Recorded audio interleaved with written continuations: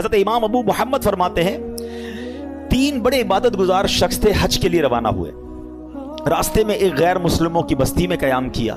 یہ بری صحبتوں کی آپ کو ایک نحوست بھی بتاتا ہوں، بندہ پتہ نہیں کبھی کہاں رہتا ہے، کبھی کن کے ساتھ رہتا ہے، سوچتا بھی نہیں ہے۔ غیر مسلموں کی بستی میں رہے، اب اس تینوں میں سے ایک بندے کی ایک عورت پہ نظر پڑی، ایک لڑکی پہ نظر پڑی، بڑی خوبصورت تھی، اس پہ دل آ گیا۔ ساتھیوں سے کہتا تم جاؤ حج پر، میں ذرا پیچھے آتا ہوں۔ کسی بہانے سے خود رک گیا، وہ ساتھی روانہ ہو گئے۔ یہ پہنچ گیا اس کے والد کے پاس کہ مجھے تمہاری بیٹی سے شادی کرنی ہے۔ کہ میری بیٹی کا مہر تم ادا نہیں کر سکو گے، بہت ہیوی ہے، بہت مہنگا ہے۔ کہ بتاؤ تو صحیح کیا ہے؟ کہ مہر یہ ہے کہ تم اسلام چھوڑ دو اور غیر مسلم ہو جاؤ۔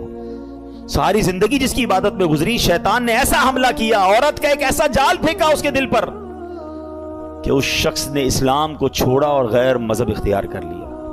حج پہ جا رہا تھا، سفر کون سا تھا؟ حج کا۔ سوچئے شیطان کب کہاں کیسے حملہ کر سکتا ہے، آپ سوچ نہیں سکتے۔ میری زبان نہیں اٹھ رہی ہے مگر اشارے میں بتا دیتا ہوں، طواف کے دوران کیا کچھ ہوتا ہے، ایسی باتیں سامنے آئی ہیں کہ زبان بھی نہیں اٹھتی کہ یار ادھر بھی۔ لیکن شیطان، ہم سمجھتے کعبے کے سامنے کچھ نہیں ہو سکتا، آپ اپنے گھر میں سوچ رہے ہو میں محفوظ ہوں، کعبے کے سامنے بہکاتا ہے وہ، ادھر غلط کام ہو جاتے ہیں، چوری پکڑتے ہوئے نہیں پکڑے جاتے حرم کے اندر ہیں۔ سوچئے شیطان سے کوئی محفوظ نہیں، اپنے آپ کو سیکیور مت سمجھو، اس کی فکر کرنی ہے، دعائیں مانگنی ہے، اس کا علاج کرنا ہے اور اپنے آپ کو ان بری صحبتوں سے بچانا ہے۔ اب کیا ہوا؟ غیر مسلم ہو گیا۔ تھوڑے عرصے کے بعد اس بندے کا اسی مذہب پہ وصال ہو گیا، یعنی کفر پر ہی مر گیا۔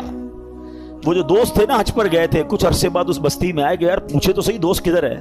کسی نے بتایا اس نے تو مذہب بھی بدل لیا اور اسی مذہب پر، کفر پر اس کی موت بھی ہو گئی۔ کہا یار قبر ہی بتا دو۔ قبر پہ گئے تو اس قبر کے کنارے ایک عورت 2 بچوں کے ساتھ بیٹھی رو رہی۔ عورت سے پوچھا تم کون ہو؟ کہا میں اس کی بیوی ہوں جس کی وجہ سے اس نے میرا مذہب اختیار کیا۔ دوست رونے لگے اور اس عورت کو بتایا کہ پتہ ہی ہمارا دوست کیسا تھا، کتنی عبادت کرتا تھا، کتنے روزے رکھتا تھا، بہت اللہ کا نیک بندہ تھا، اور دیکھو اس بیچارے کا اس کے ساتھ ہوا کیا کہ ایمان ہی چلا گیا۔ عورت نے جب یہ سنا کہ میرا شوہر اتنا نیک تھا، اس کے دل میں اسلام کی محبت آئی، وہ عورت کلمہ پڑھ کر مسلمان ہو گئی۔ ہائے ہائے ہائے، اس واقعے کو لکھ کر جو علماء نے باتیں لکھی ہیں نا، رونگٹے کھڑے ہو جاتے کہ یہ ہے اللہ کی خفیہ تدبیر۔ وہ جس عورت کے لیے غیر مسلم ہوا، وہ غیر مسلم کی موت مرا، اور اس کے مرنے کے بعد اللہ نے اس عورت کو ایمان کی دولت عطا فرما دی۔ یہ اللہ پاک کے فیصلے ہیں، اللہ کی خفیہ تدبیر سے ڈرو، اپنے ایمان کی فکر کرنی ہے، شیطان کے واروں سے بچنے کا ذہن بنانا ہے۔ ایک بزرگ کے بارے میں آتا ہے، بڑا کمال کا انہوں نے سوال کیا۔ ایک بار نیک آدمی کی شیطان سے ملاقات ہو گئی، انہوں نے شیطان سے کہا کہ اے ابلیس بتا میں تیرے جیسا کیسے بن سکتا ہوں؟ Very strange question. ابلیس کہتا ہے پوری دنیا میں آج تک کبھی مجھ سے کسی نے ایسا سوال نہیں کیا، میرے جیسا کون بننا چاہتا ہے؟ کہ بس تو بتا دے تیرے جیسا بننے کا طریقہ کیا ہے۔ ابلیس تو خوش ہو گیا، چلو ایک دوسرا پارٹنر ملا، بھائی کوئی تو ہے جو میرے جیسا بننا چاہتا ہے۔ کہ بہت آسان ہے میرے جیسا بننا، آپ 2 کام کر لیں کہ آپ نمازوں میں سستی کریں اور جھوٹی ہو یا سچی بس زیادہ قسمیں کھایا کریں۔ اور نیک شخص پتہ کیا کہتا ہے؟ میں اللہ تعالیٰ سے وعدہ کرتا ہوں زندگی میں آئندہ کبھی یہ 2 کام نہیں کروں گا۔ شیطان کہتا ہے آپ نے دھوکہ دیا مجھ سے میرا راز لے لیا، میں بھی وعدہ کرتا ہوں کہ آئندہ کبھی کسی کو نصیحت والی بات نہیں بتاؤں گا۔ مگر what we get from that incident, یہ 2 باتیں بڑی خطرناک ہیں، نمازوں میں سستی اور یہ بات پر قسمیں کھانا۔ کچھ لوگوں کا تو تقیہ کلام ہے، اللہ کی قسم، رسول کی قسم۔ ارے بھائی تم سے قسمیں کس نے بولا ہے؟ ہر بات پہ قسم کھانی ہے، سودا بیچنا ہے تو قسم، کیوں قسمیں کھانی ہے؟ پلیز قسموں کی عادت ختم کریں۔ یہ سودا بک تو جاتا ہے قسمیں کھا کے، برکت اڑ جاتی ہے، لیکن پہلی بات زیادہ سیویئر ہے نا، نمازوں میں سستی۔ ہم زبان سے نہیں کہتے مگر ہم زبان حال سے پریکٹیکلی کیا میسج دے رہے ہوتے ہیں کہ اے شیطان جب تک تو بند تھا نا تب تک ہم اللہ کے بندے تھے، تب تک مسجدوں میں جاتے رہے، اب جب تیری باری ختم، اب تو چھوٹ کے آئے گا تو ہم اب تیری بات مانیں گے۔ کیا اس بار بھی ایسا پیغام دو گے؟ نیت کر لیں انشاءاللہ، کچھ بھی ہو جائے اس بار مسجد چھوڑ کے نہیں جائیں گے انشاءاللہ، نمازوں کی پابندی کریں گے۔ یہ شیطان کا وار ہے، وہ پہلے سست کرتا ہے نماز میں، یاد رکھیے گا، پہلے آپ کی جماعت جائے گی، ٹھیک ہے، اس کے بعد وہ کہے گا سنتیں پڑھنے کی کیا ضرورت ہے، نفل پڑھنے کی کیا ضرورت ہے۔ یہ بڑا مکار ہے۔ آپ دیکھیے پتہ ہے شیطان کے پلاننگ کیا ہوتی ہے، اتنا مکار ہے کہ نمازی کو یہ نہیں بولے گا نماز چھوڑ دے، پتہ یہ پکا ہے بھائی نمازی کہ جماعت چھوڑ دینا یار کوئی بات نہیں، گھر میں بھی تو ہو ہی جاتی ہے، پہلے جماعت چھوڑوائے گا، مسجد سے دور کر دیا، اب کہے گا یار اتنی بڑی نماز پڑھنے کی کیا ضرورت ہے، نفل تو چھوڑ دے، ڈائریکٹ نفل چھوٹیں گے، پھر کہے گا سنتیں چھوڑ دے، سنتیں چھوٹیں گی، اور آخر میں آپ کا فرض بھی چلا جائے گا۔ یہ آپ کے میرے حصار ہیں، یہ عبادتوں کے حصار ہیں، یہ آپ سمجھیے گا۔ آپ کے گھر میں باؤنڈری ہوتی ہے نا، میری نماز کا حصار کیا ہے، میرے فرض کا حصار ہے واجب، یہ سمجھ لے باؤنڈری ہے۔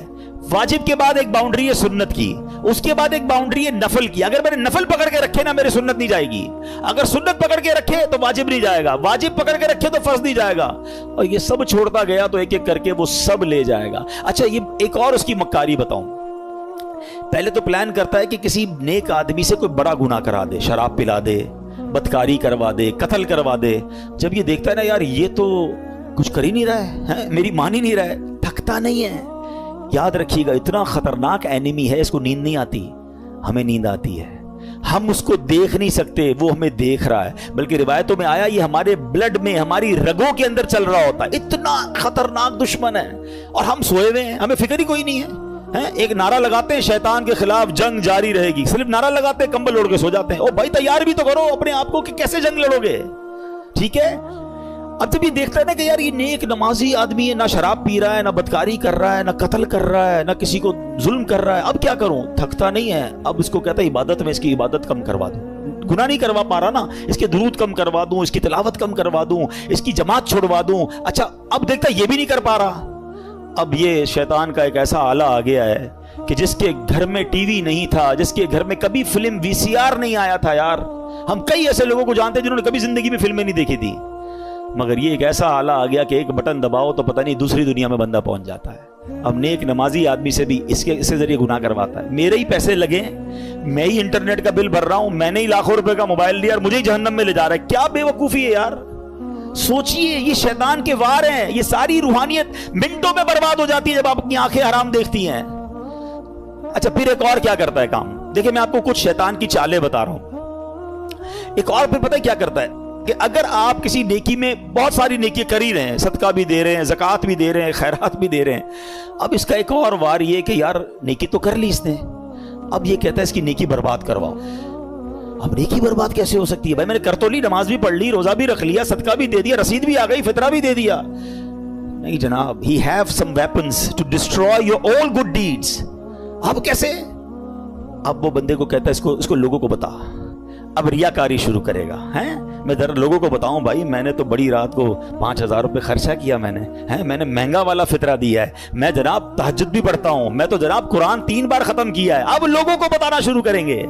سمجھیے یہ بات، یہ شیطان کا بڑا خطرناک وار ہے۔ آج کسی سے ملاقات کرے نا، آئی صاحب کیسے ہیں، طبیعت ٹھیک ہے؟ بس اللہ کا بہت کرم ہے جناب، 2010 میں حج پہ گیا تھا تو 2015 سے 5 بار عمرہ کر چکا ہوں، الحمدللہ ہمارے گھر کے برابر میں جو مسجد ہے اس کی چھت بھی ہم نے ڈلوائی تھی، بس افطاری کا سامان بھی اپنے گھر سے ہی جاتا ہے۔ 5-7 منٹ میں حاجی صاحب نے 15 سال پرانی نیکیاں ساری گنوا دی۔ کیوں بھائی، میں نے تو طبیعت پوچھی تھی آپ سے، یہ کب پوچھا تھا کہ اپنی ذرا بیلنس شیٹ دیجیے؟ اچھا ایک اور عجیب بات ہے، آپ کو 15 سال پرانا حج یاد ہے، کل جھوٹ بولا تھا وہ یاد ہے؟ آپ نے اللہ کی راہ میں 1 لاکھ روپے چندہ دیا وہ یاد ہے؟ 5 لاکھ روپے حرام کے کمائے وہ یاد ہیں؟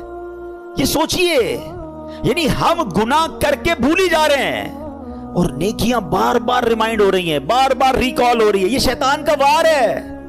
یاد رکھیے گا، بزرگان دین کے یہ اقوال ملتے ہیں کہ اپنے گناہ یاد رکھنا اور نیکیاں بھول جانا یہ اللہ کی عبادت ہے، اور ہمارا سرکل ہی الٹا ہے، ہمیں گناہ تو یاد ہی نہیں ہے۔ یقین کریں 1 ہفتہ پرانا گناہ یاد نہیں ہوگا آپ کو اور مجھے، لیکن 25 سال پرانی بچپن کی نیکی بھی یاد ہوگی۔ کیوں؟ یہ شیطان کا وار ہم سمجھ نہیں پا رہے، یہ ہمارے ساتھ گیم کرتا ہے کہ نیکی کر لی نا، پہلے تو کوشش کی نہ کریں، اب کر لی تو چھپانے نہیں دیتا، اور پھر بار بار پہلے تو کہتے تھے نیکی کر دریا میں ڈال، اب نیکی کر فیس بک پہ ڈال، اور جناب اب تو ایک راشن کا بورا دیتے ہیں 5 آدمی سیلفی کھچوا رہے ہیں، اس غریب کا بھی مذاق اڑا رہے ہو یار۔ کیوں؟ اللہ کی راہ میں دے رہے ہو، لوگوں کو دکھانے کے لیے دے رہے ہو، یہ ہم بہت بڑا لاس کرتے ہیں اپنا، کروڑوں روپے بانٹ کر بھی ثواب نہ ملے، آپ سوچئے، اس کو اس طرح سمجھیے کہ ایک بندہ قیامت کے دن جائے اور اس کو پتا ہو کہ یار اتنے روزے، اتنے حج، اتنی زکاتیں دے کر آیا ہوں، اور اس کو کہا جائے کہ جاؤ ہمارے پاس تمہارے لیے آج کچھ بھی نہیں ہے، ان لوگوں سے مانگو جن کے لیے دکھانے کے لیے کیا تھا۔ اس سے بڑی مایوسی ہوگی؟ قیامت کے دن کوئی اور طریقہ ہوگا وہ نیکیاں ری گین کرنے کا؟ نہیں، یہ نل اینڈ وائڈ ہو جاتی ہیں نیکیاں۔ یہ شیطان کا بہت خطرناک وار ہے جو لوگ نہیں سمجھ رہے۔ لیکن نہیں جناب، ہمیں تو دنیا کو، اچھا صرف خرچے کی بات نہیں ہے، ہر عبادت ہے۔ طواف کر رہے ہیں تو وہاں سے لائیو آ رہے ہیں، وہاں سے سیلفیاں بن رہی، کعبے کو پیٹ کر کے دعائیں کر کے دکھا رہے ہیں، گنبد خضرا کو پیٹ کر کے لوگوں، کیوں یہ سب ہو رہا ہے؟ آپ سوچئے، وہ تقدس المقامات کو ہم پامال کر رہے ہیں، ہر ہاتھ میں موبائل ہے، عورتیں طواف کر رہی ہیں، آپ دنیا کو دکھانے کے لیے عورتوں کی ویڈیو دنیا کو بھیج رہے ہیں۔